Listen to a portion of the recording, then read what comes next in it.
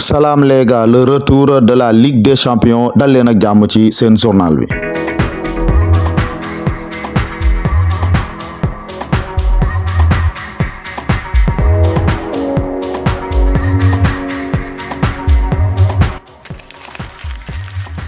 ñu ne demi-finale Ligue des Champions nag moom mooy heure vérité jot na amul kenn ko am droit def li nga xam ne moom moo di erreur lii nag moom mooy tableau histoire demi-finale Ligue des Champions depuis ñu commencé ko saison 93-94 ak léegi. Milan Monaco Barça Porto Milan ak Barça ñoo demoon final Milan gagné ko année bi ci topp ñu am PSG Milan Bayern Ajax Milan ak Ajax ñoo demoon final Ajax gagné ko année bi ci topp ñu am Juventus Nantes ak Ajax Panathinaikos Juventus ak Ajax ñoo demoon final Juventus gagné ko année bi ci topp ñu amaat Ajax Juventus Dortmund Manchester United Juventus ak Dortmund ñoo demoon final Dortmund gagné ko année bi ci topp ñu am Juventus Monaco Real Madrid Dortmund Real ak Juventus ñoo demoon final Real daal di koy gagné 99 ñu am Bayern Dynamo de Kiev Manchester United Juventus Manchester ak Bayern ñoo demoon final Manchester daal koy gagné en 2000 ñu am Real Bayern Munich Valence Barcelone Real ak Valence ñoo demoon final Real gagné ko 2001 ñu am Leeds ak Valence Bayern Munich ak Real Madrid Valence ak Bayern ñoo demoon final Bayern daal di koy gagné 2002 ñu am Leverkusen Manchester United Real Madrid Barcelone Real ak Leverkusen ñoo demoon final Real daal koy gagné en 2003 ñu am Real Madrid ak Juventus Inter ak Milan Juventus ak Milan ñoo demoon final Milan daal di koy gagné en 2004 ñu am Porto ak ki nga xam ne moom mooy La Corogne Monaco Chelsea Monaco ak Porto ñoo demoon final Porto daal di koy gagné en 2005 nag ñu am ki nga xam ne mooy Liverpool ak kii di Chelsea PSV Eindhoven AC Milan Liverpool ak Milan ñoo demoon final Liverpool daal di koy gagné mu nekk le miracle d'Istanbul. En 2006 nag ñu am Barça AC Milan Villarreal Arsenal Arsenal ak Barça ñoo demoon final Barça gagné ko 2007 ñu am Chelsea Liverpool Manchester Milan ki nga xamante ne mooy Milan ak Liverpool ñoo demoon final Milan daal di koy gagné en 2008 ñu am Barcelone Manchester United Chelsea Liverpool Manchester ak Chelsea ñoo demoon final Manchester gagné ko 2009 ñu am Manchester Arsenal ak ki nga xamante ne bii moom mooy Chelsea Barça Chelsea Manchester ak Barça ñoo demoon final Barça daal di koy gagné en 2010 ñu am Inter Milan Barcelone am tamit Bayern Munich Olympique Lyonnais Inter Bayern ñoo demoon final Inter daal di koy gagné en 2011 ñu daal di am Barcelone ak Real Madrid Manchester United Schalke 04 Manchester ak Barça ñoo demoon final Barça gagné ko en 2012 ñu am Barcelone Chelsea Real Madrid Bayern Munich Chelsea ak Bayern ñoo demoon final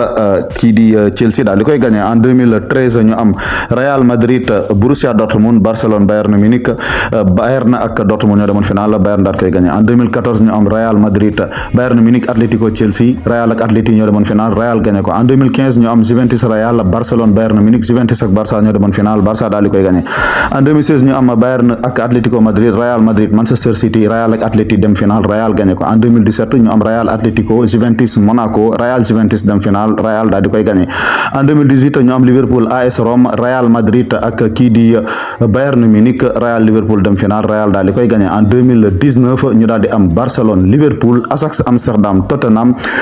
ak Liverpool dem final Liverpool daal di koy gagné en 2020 ñu am Paris Saint-Germain RB Leipzig Bayern Munich ak kii di Olympique Lyonnais Paris ak Bayern ñoo demoon final Bayern gagné ko en 2021 ñu am PSG ak kii di Manchester City am Chelsea Real Madrid Chelsea ak City ñoo demoon final Chelsea daal koy gagné en 2022 ñu am Real Madrid Manchester City Liverpool Villarreal Real ak Liverpool dem final Real daal di koy gagné en 2023 ñu am Inter Milan AC Milan am Manchester City ak Real Madrid City ak Inter ñoo demoon final City daal di koy gagné en 2024 ñu am PSG Borussia Dortmund am Real Madrid Bayern Munich Real ak Dortmund ñoo demoon final Real daal di koy jël 2025 bi ñu am PSG Arsenal ak Inter Barça équipe yi nga xam ne ñoom ñu ëpp lu ñu dem demi-finale ci histoire nag nii la tëddee Real Madrid 33 fois Bayern 21 Barcelone 17 Milan am na 13 fois Juventus ak Manchester ak kii di Liverpool ku ci ne am nga 12 Inter mi ngi ci 10e ki nga xam ne moom mooy Ajax am na 9 ki nga xamante ne bi moom mooy Chelsea am na 8 bu dee les meilleurs buteurs de l'histoire des demi-finales nii la tëddee kii di Cristiano Ronaldo moo ci am 13 bi Karim Benzema topp ci am 8 bi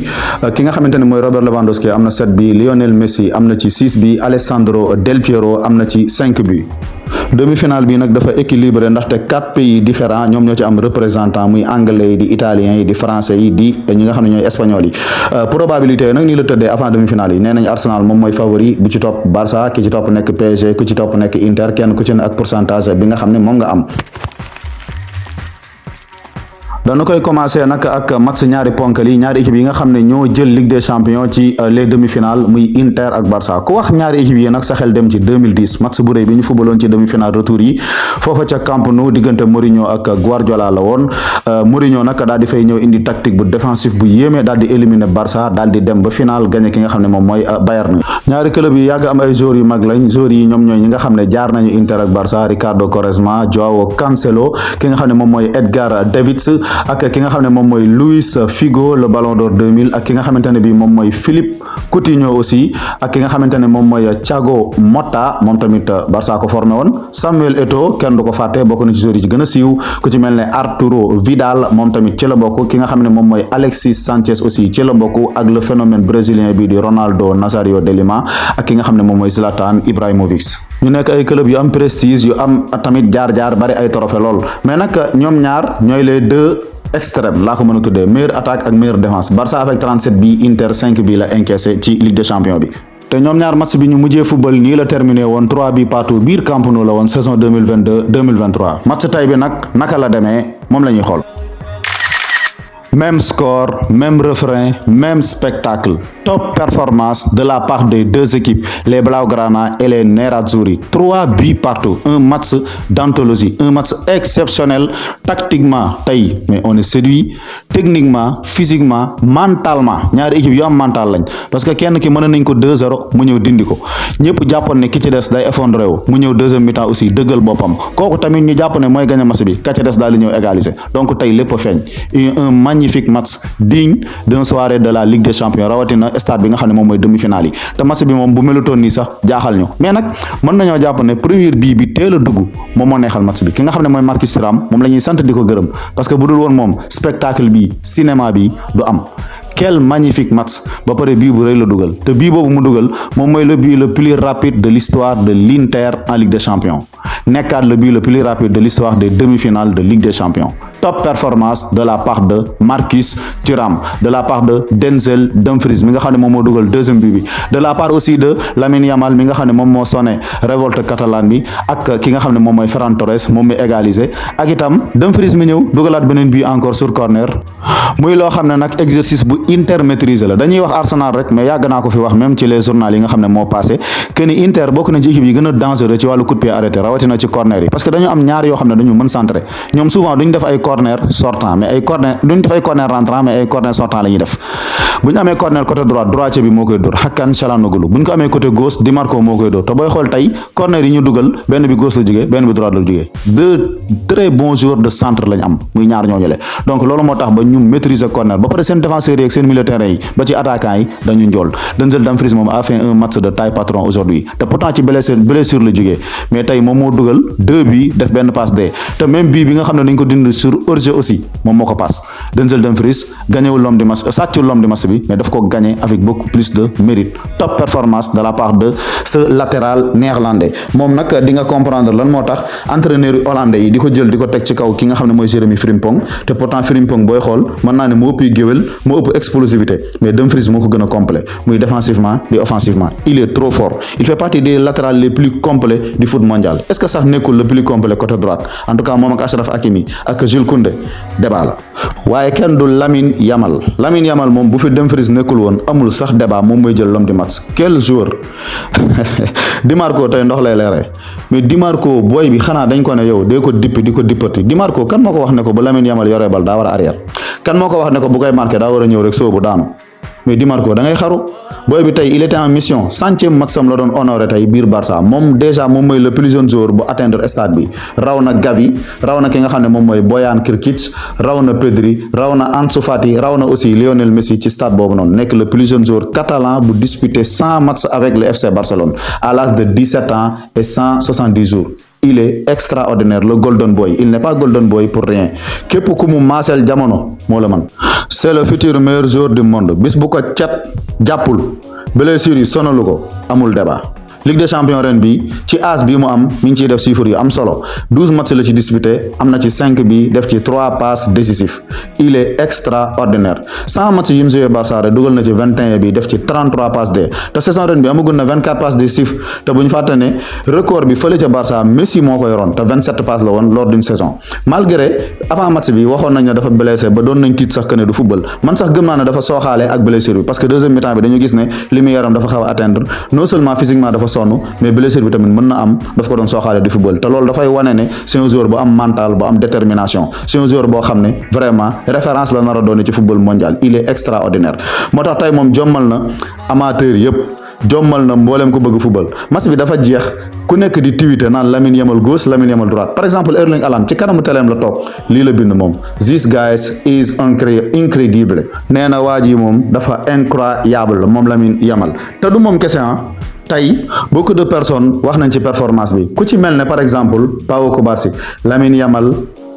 est un spectacle Erling Haaland comme ni nga ko waxee Lamine Yamal est incroyable Bastoni nee na Lamine Yamal est le meilleur joueur du monde actuellement bravo ki nga xam ne moom la Hansi Flick nee na Lamine Yamal nous a montré la voie à suivre yoon wi ñu war a jaar wane na ko kii di Rio Ferdinand nee na Lamine Yamal est un autre niveau vraiment incroyable kii di Simone Inzaghi entraîneur bi nee na je n'ai jamais vu un joueur comme Lamine Yamal Marcus Thuram ne il nous faut 11 joueurs pour ñu arrêter Lamine Yamal maanaam équipe type ngay teg pour arrêter ko donc c'est un joueur inarrêtable.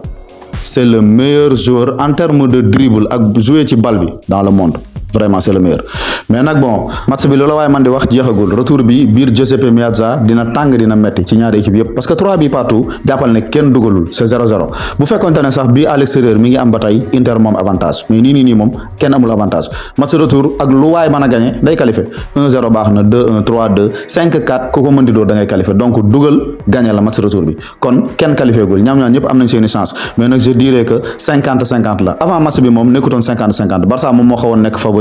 malgré Inter vraiment c'est une équipe exceptionnelle ci Ligue des Champions bi mais ces 3 derniers matchs 3 défaites la jël te dugalul bi muy contre Bologne di contre Roma di contre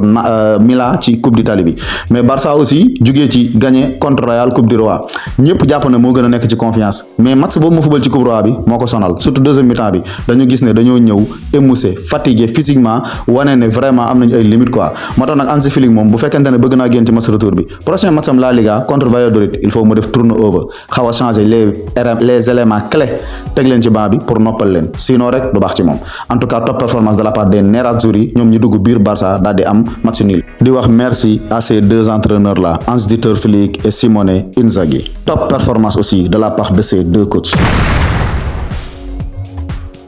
beneen demi-finale bi ñu dem foofa ca Emirates Stadium diggante Arsenal ak Paris Saint-Germain la woon ñoom ñaar nag seeni match gis nga ko Paris Saint-Germain musul woon gagné ki nga xam ne moom mooy Arsenal tey nag mu war a dem jëli revanche am match aller nag maanaam première phase yi daje woon nañ Arsenal moo dooroon 2-0 mais depuis boobaak léegi Paris dafa tàkk ci kaw anglais yi door na City 4-2 door na fi Liverpool 1-0 ginnaaw ba mu jëlee défaite match aller retour mu dem ginnaaw victoire bi mu gagné tiro bi door na fi Aston Villa 3-1 après retour aussi amoon na quelques difficultés daal di perdre 3-2 mais tey ce sera un autre match. Une victoire, top performance de la part des Parisiens. Les hommes de Luis Enrique non frappé nañ très fort. Arsenal démb kenn xàmmewu ko Paris Saint-Germain dafa ñëw tëj ko tactiquement ni mu bëgg match bi demee noonu la demee loolu tamit li ko gën a yombal dafay niru rek ak scénario match Inter beeg Barça sauf que ni Barça amee répondant noonu la ko Arsenal ameewul parce que nag bon quoi qu'on dise bari nañ ay absence malgré éliminé nañ Real mais dañ ko éliminé ak beaucoup d'absence moo tax bi ñu ko tiragé sax contre Real au moins woon yaakaar ci ne Arsenal dina qualifié ndax nag Gabriel Jesus n'est pas là Gabriel Magalhaes le défenseur n'est pas là les Calafiori sont blessés les joueurs comme Kai Havertz voilà ku ci mel ne Thomas Partey surtout kooku moo leen manqué parce que kooku dafa absenté ñu jël un Declan Rice arrière ko jox ko rôle Thomas Partey du coup surnombre bi nga xam ne moom la Rice doon créé ci kaw ak ki nga xam ne mooy Mereno ñu jël place am jox Trossard noonu nga xam ne noonu lañ nekk ay joueurs tactique mën a créer surnombre ci kaw dafa daal di limité wu loolu dafa gën a dimbali parisiens yi ñu mën a dérouler seen jeu normal positionner seen joueurs entre les lignes di fa recevoir bal yi di fa def ay combinaison di bouger di tac di tic affaire bi garaaw loolu ci ñoom donc Arsenal démb parisiens yi dañ leen réeral complètement ba pare mënoon nañoo perdre 4-0 même première mi-temps bi Kvaratskhelia presque am na fa penalty ñu ne déetawaay Gonzalo Ramos frappé na la barre Bradley Barcola bi mu duggee am na fa benn bal boo xam ne face à face la mu dóor ko ci côté yi occasion France yi Paris am Arsenal amu ko te match bu ma bett Luis Enrique def ndax Luis Enrique koo ko xam-xam ne nekkul entraîneur boo xam ne dafay xaw a arrière di xaw a déglu di xaw a bàyyi adversaire am position de balle daawu ko def mais démb dafa indi pragmatisme parce que nag Ligue des Champions la manière ça compte peu surtout ci li nga xam ne mooy tour élimination directe lan la ñuy lijjanti kan moo éliminer moroomam donc c'est une affaire d'élimination moo tax noo ko defee baax na en tout cas top performance de la part des Parisiens surtout Gianluigi Donnarumma depuis match aller contre Liverpool bañ ko critiquer ba bàyyi ba tey dafa yeewuwaat y a des joueurs nag il faut ñuy tàkk seen kaw di leen critiquer sinon rek duñ génnee li nekk ci ñoom il fait partie des meilleurs gardiens du monde te mi ngi marqué ay pas yu am solo sax pour gagner trophée Yacine bu déwén ginnaaw bi nga xamee ne nar naa yóbbu PSG finale Ligue des Champions et il se peut que sax mu gagner trophée bi te su boobaa nag vraiment dina gagner trophée Yacine bi nga xam ne moom moo ko jëloon en 2021 ginnaaw bi mu gagner Euro bi mais depuis boobaa ak léegi dafa xaw a réer ki nga xam ne moom mooy Nuno Mendes aussi quel joueur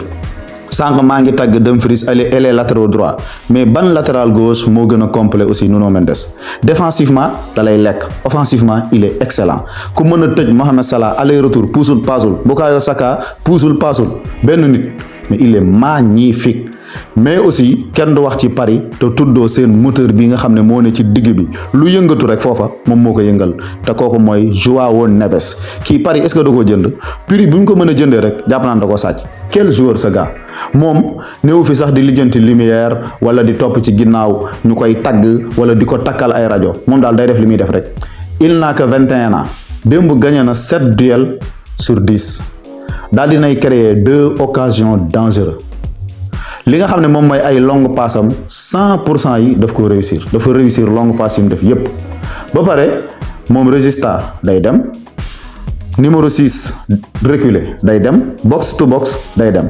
il est un joueur extraordinaire contre Arsenal moom da leen a lekk ci milieu terrain bi wane na ne ki nga xam ne mooy Thomas Partey mooy milieu Arsenal bu fa nekkul musiba am vraiment 88% de précision passe réussi li nga xamante ne bi tamit moom mooy longue passe yi wax nañ ko léegi 3 la tenté 3 yëpp daf ko réussir am na tamit 6 tackle yu mu réussir def na itam benn contre bu exceptionnel boo xam ne bu dul woon moom peut-être bii dina am 2 occasions créées ak li nga xam ne moom mooy 7 duels gagnés sur 10 comme ni ñu ko waxee Paris Saint-Germain am na un vrai remplaçant de Marco Verratti et Thiago Motta et Blaise Matuidi voire même plus kenn du wax ci PSG aussi te waxoo ci Dembélé nañu wax ci saison ballon d'oresque bi Dembélé di def club anglais yi moom dina leen rey ñoom ñëpp lii nii ci deuxième tour yi la dugal na contre Liverpool def na 2 passes D ci 2 matchs contre Aston Villa dugal na contre Arsenal dab na Kylian Mbappé en termes de contribution avec PSG lors d'une saison parce que Mbappé saison 2020-2021 amoon na 11 contributions Dembélé 24-25 dab na ko am na 11 contributions kon absence Kylian Mbappé nañ jàpp ne Dembélé moom moo tax ba Parisiens yi fàtte ko te yemul ci loolu boo xoolee ba saison bi commencé ba léegi il est régulier match contre Arsenal bañ ko ajee woon ba mu ca jógee ci la soppeeku complètement à 180 degrés il est devenu très décisif ultra décisif day dóor bal bu mu raté sax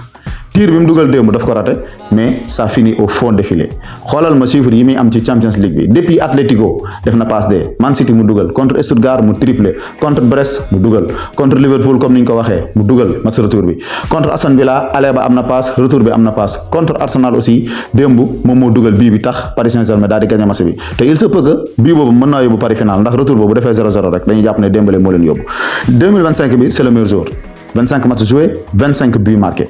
bu ñu doon joxe ballon d'or ci année civile rek ba fii année bi toll en termes de performance Dembélé c'est le meilleur ba saison bi commencé ba léegi aussi amagul na 45 matchs 33 bi 12 passes D 45 matchs 45 contributions loolu mooy match bu jot dina dugal wala mu passe Dembélé moom mooy Birame Yacine léegi mais nag dafa génn sur blessure looloo nar a yàq xew mi le monde n'est pas préparé Désiré Doué quel joueur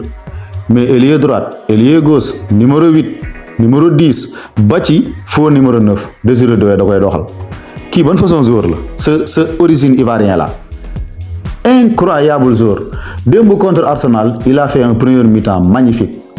tactiquement dafa répondre présent cette saison ak li muy doon booy am na 25 contributions 13 buts 12 passes décisives maanaam su defaatee benn passe day am 13 il est incroyablement doué wuyu na turam booy la boo xam ne nañ ko bàyyi xel c'est à la Neymar c'est à la Ronaldinho bu ñu koy seetaan kooku rek ñooñu rek la ñuy fàttali te Luis Enrique nii mu koy manager noonu baax am na ay xale yoo xam ne yenn façon coach yi ñoo leen mën a yor taal leen comme Lamine Yamal ak Hansi Flick mais comme Désiré Doué ak ki nga xamante ne mooy Luis Enrique. te nekkatul un jeune joueur prometteur rek nañu jàpp ne c'est un futur candidat très très sérieux même pour gagner li nga xam ne moom mooy Golden Boy bi ku ci mel ne Pau Cubarsí bu fekkente ne moom moo nekkoon favori na jàpp ne am na ngandi concurrent de taille ci distinction boobule nañ ko bàyyi xel bu baax a baax ce gamin là il est exceptionnel et il force le respect. Luis Enrique il fait partie des meilleurs entraîneurs du monde mais ren jii moom da cee rawati dafa gën a réadapter jeu am par rapport ak profil yi nga xam ne moom la yor d'ailleurs sax profil yi moom moo leen sàkku ndax xale yi nekk PSG xaaj bi yëpp moo leen jënd wala sax ñoom ñëpp mais vraiment dafay dox bu baax a baax ak ñoom day jouer sans numéro 9 ba pare di gagné loolu nag mi ngi ko tàmm depuis mu nekk Barça ku xam Barça xam leen ci ay affaire faux neuf depuis l'épisode Messi et Guardiola moom Enrique ba mu ñamee loolu ba tey bàyyeetu ko fu mu dem day football avec sans numéro 9 ay Ferran Torres la doon yóbbal équipe nationale ay Oyarzabal des joueurs de couloir mu di leen teg ay pointe ñëw Paris Saint-Germain di la may ay Dembélé ce n'est pas un entraîneur comme les autres Luis Enrique c'est un faiseur de légende ay joueurs lay jël fekk leen de zéro def leen ay héros te mi ngi commencé di réussir loolu fii ci Paris Saint-Germain avec des joueurs comme Dembélé imaginez ñu ne Dembélé gagné na Ballon d'Or grâce à qui su boobaa grâce à Luis Enrique imaginez ñu ne Désiré Doué gagné na Golden Boy ce sera grâce à qui grâce à Luis Enrique donc c'est un entraîneur boo xam ne li tax ñu naan coach moom ma nga ca mooy tëju ci entraînement yi bàyyi caaxaan yeeg pom yi te liggéey ba naaw Luis Enrique c'est un vrai travailleur top performance de sa part. Arsenal nag moom moo nekk dernier club bu anglais bu jël défaite contre PSG ren ji te Angleterre ñi ñu indi woon ci Ligue des Champions ren ñëpp Paris du mën a leen muy Man City di Liverpool di Aston Villa Arsenal moo ci mujj moo nekk première victoire am contre ñoom mais aussi moom moo tëj liste anglais yi Paris Saint-Germain li mu leen def ren dootuñ ko mas a fàtte ba ilaa yawmi diin lu ni mel léeg-léeg day am ci Ligue des Champions benn club jàpp benn championnat rek di duma comme Real daaw ni mu defoon Allemagne yi duma na Union Berlin ci phase de poule duma Leipzig duma Bayern dem final dóor Dortmund defoon na ko fi en 2022 jàpp anglais yi di wulli rek duma woon na fi Liverpool duma fi City duma fi Chelsea ci année boobu donc parfois yu mel nii day am mais ren moom Paris moo aaye te anglais yi la ko sippi nag jaa ngeen jëf